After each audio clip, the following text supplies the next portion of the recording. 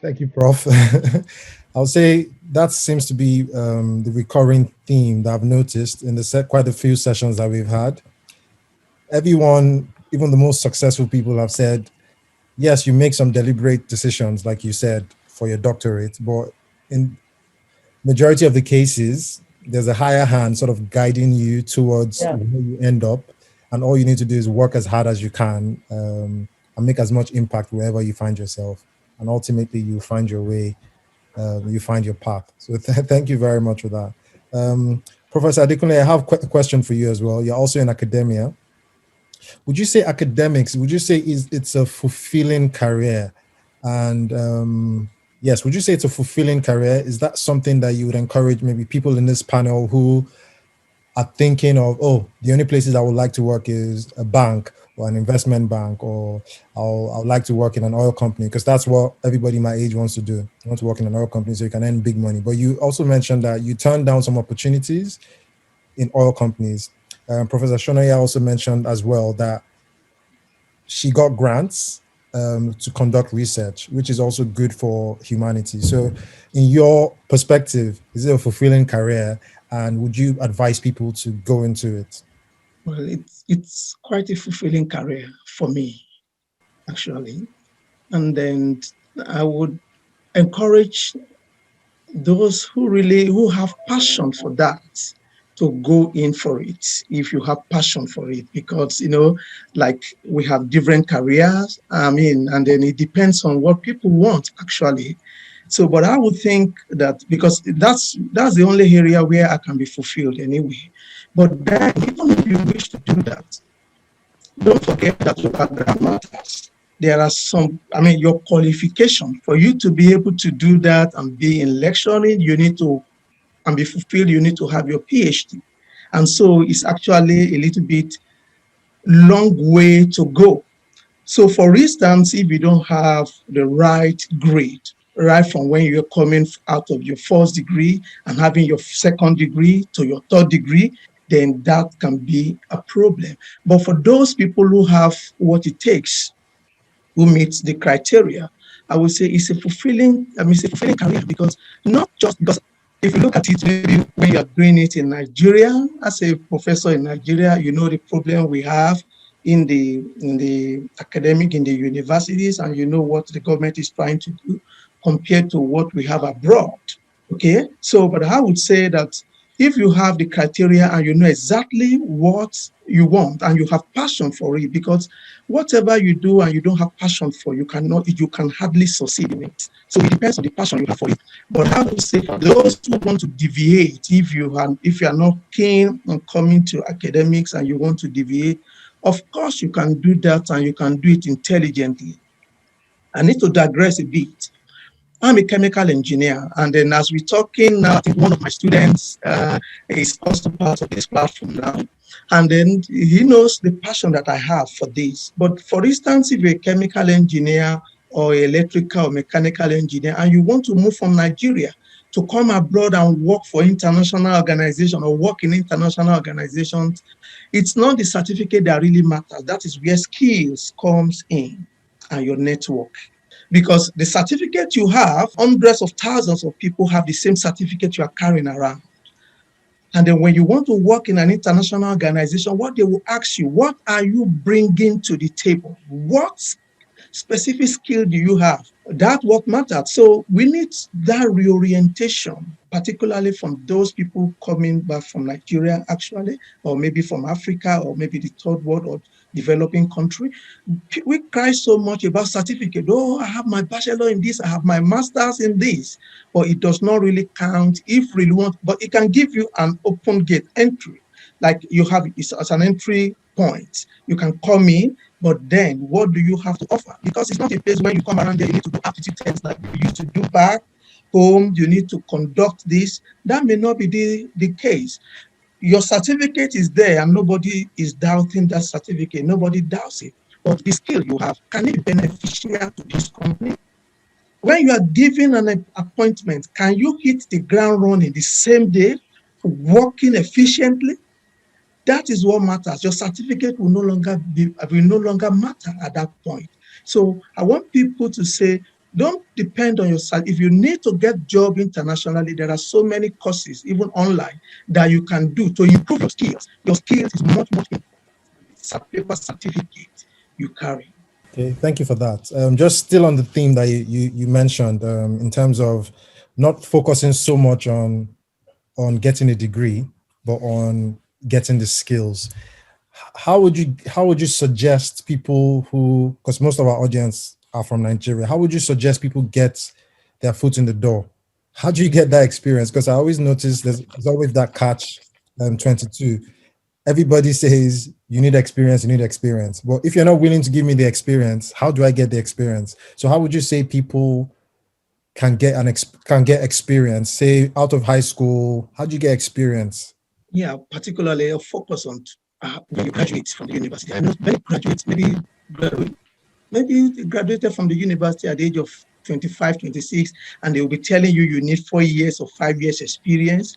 But then I think the most important thing is, you see, the certificate is certificate. It is good to have masters, to have PhD, but let me tell you, the skill is very important. For instance, if you say you are a mechanical engineer and you don't know much about design, you have the certificate.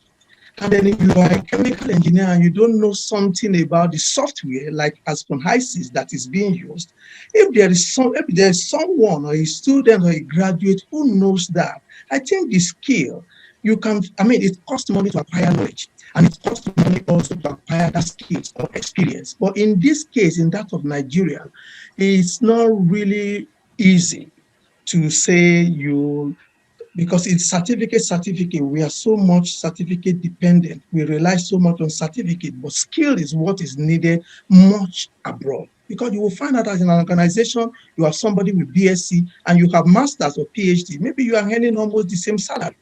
It's because of the skill of the person. So what I will say for anyone that wants to maybe come abroad to study maybe masters or PhD, that is also an entry point for them also. Because when you come abroad and you study and you do very well, you have a lot of opportunities here for you to apply for job because you need that. And some graduates once asked me that they want to come abroad to work abroad. I said, it's not easy like that. You cannot just say you want to leave Nigeria with your BSc certificate and you want to get job abroad because it's highly competitive. It's highly competitive. On what basis will I leave somebody studied in Canada and you studied in Nigeria and you want to come and take this job? You need to be exceptional. You need to be exceptional. So when you see students coming with first class or 2-1 to study abroad, some of them get some kind of grants, they get some kind of money, some research assistantship, and which is good. It's also work. It's also an international job. So you need to be exceptional to be able to compete with them abroad. If not, if you don't have that, just make sure you gain admission into one of the universities that you can then build yourself up. And while you are doing it, you can actually get some skills. Your skills is the same thing as experience, because what matters to international organizations, even the universities, what matters is what skills, what do you have to bring to table? Because you will not be paid for the work you are not doing. You will be paid for the skills that you have. It's not for the certificate specifically, but for the skills, what you are contributing to the organization. Thank you very much for that, Professor Adekunle. So, just like he has mentioned, acquiring skills is very, very, very important. So, as much as you have a certificate, you do all you can to do some additional courses, learn how to use different software or different tools within your actual environment or within your profession. Professor Shonaya also has a bit more to add onto this topic. So over to you, Ma. Yes, thank you very much. I actually believe that, that point is getting home to Nigerians now. I find in my interactions with a lot of our young people that they are acquiring, computer skills and so on, regardless of whether they studied, arts like me or whatever. They are becoming website developers and so on. So that is really happening uh, among them.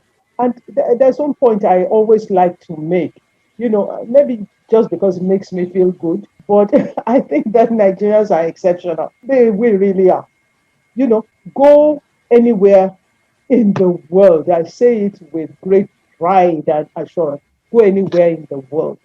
Any group of people that are doing something exceptional, you will find a Nigerian among them. Anywhere. It really is something that thrills me. So I feel very positive about the future of our country or of our young people. I think they are already going in the right direction. It's just a few other problems that we have to fix for them. However, the point I really wanted to make is this: volunteer, because we often talk about, oh, how do you gain, experience and so on. People always say, have experience, have experience. The experience doesn't have to come, from a job Big job. that you get paid for. I know that things are tough, but really because that experience is so important, please think about volunteering. There are so many NGOs and so on in different areas of endeavor that you can approach and say, hey, I'd like to work with you. And they would be, many of them, I'm sure, would be willing to take you on. And while doing that, you are acquiring very, very crucial, very important experience. And it also happens that very often when you are applying for admission into some universities, they ask you for any volunteer experience. I know that it happened to my son when he was applying to universities in the US.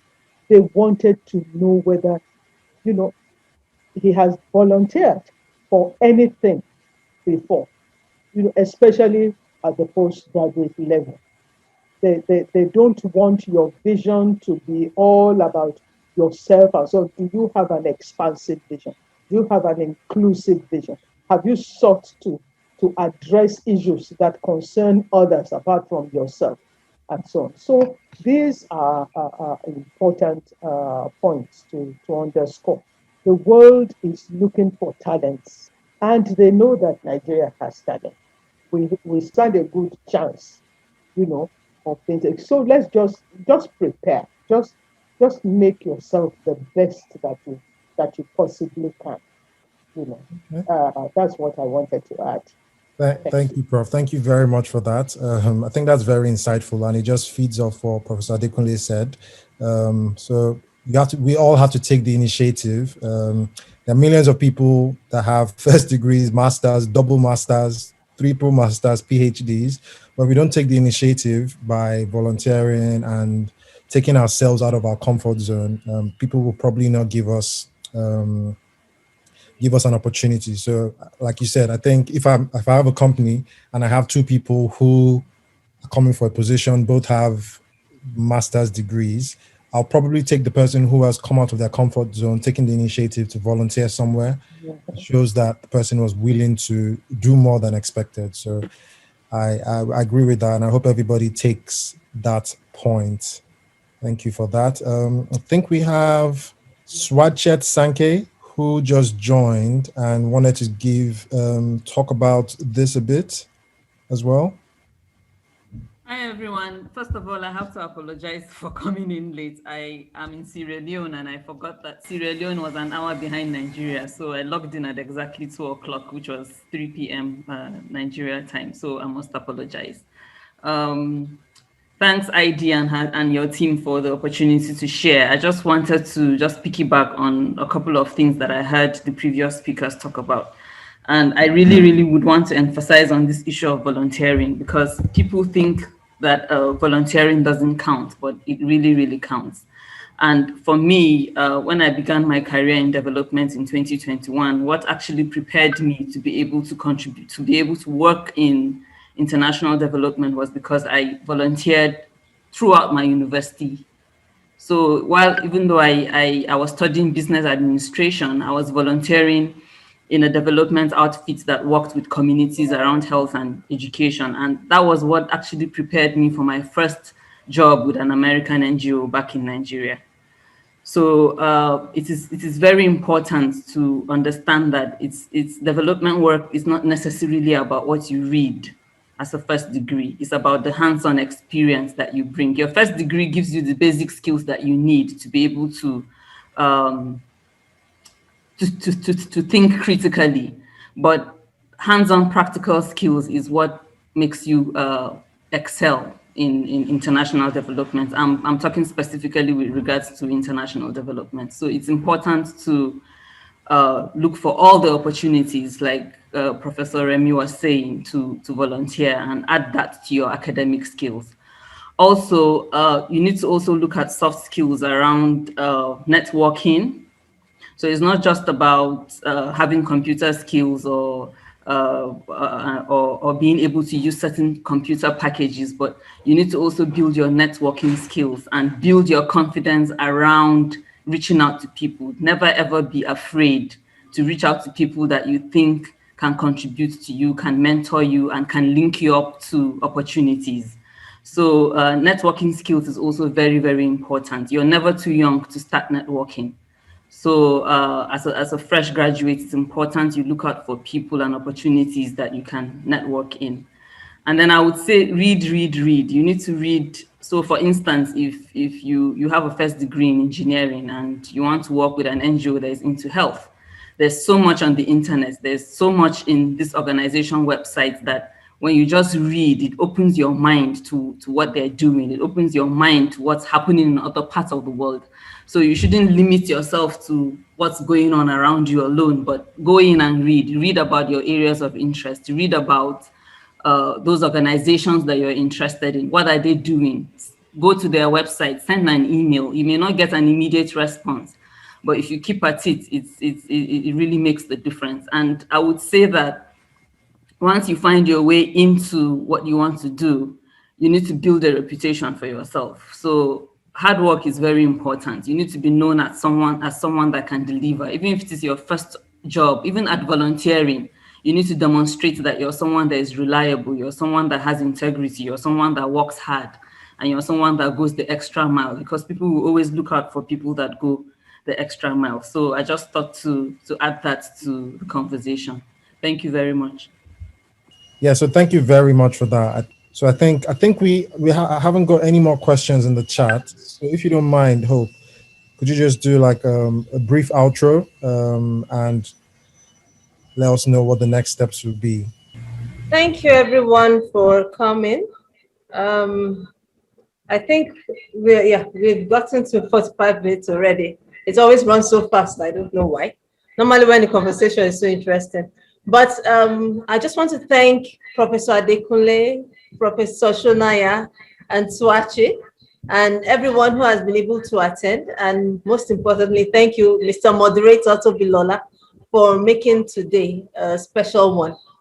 Years ago, Professor Sonaya visited, and that was when I was just trying to get my footing, trying to know the next step to take. So I was trying to get math, as it always happens. I didn't have my complete papers. I wanted to study law.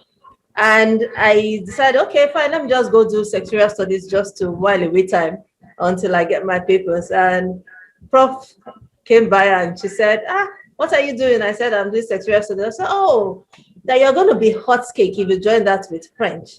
And I was like, well, I didn't do French in my secondary school.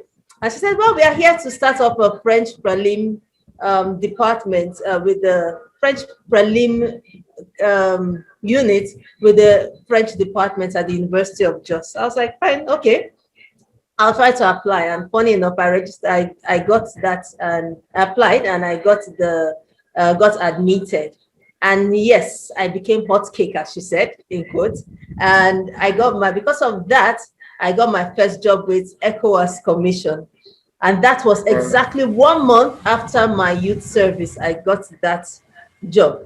Well, thank you, Professor Sonaya. That's why I said, okay, I have to do we have to have this particular conversation for other people who find it difficult to know what courses to combine to be able, or what professional certificates course to take to be able to get a good job with international bodies. And that has been, if you go through my LinkedIn, you will know that I've worked with other international organizations or embassies too. Thank you so much, everyone. And I'm grateful for the time you've made out to come here. We always have this career mentorship session every first Saturday of the month. Thank you so much, everyone, and God bless. See you next month. Okay. Thank you. Thank you. Thank you.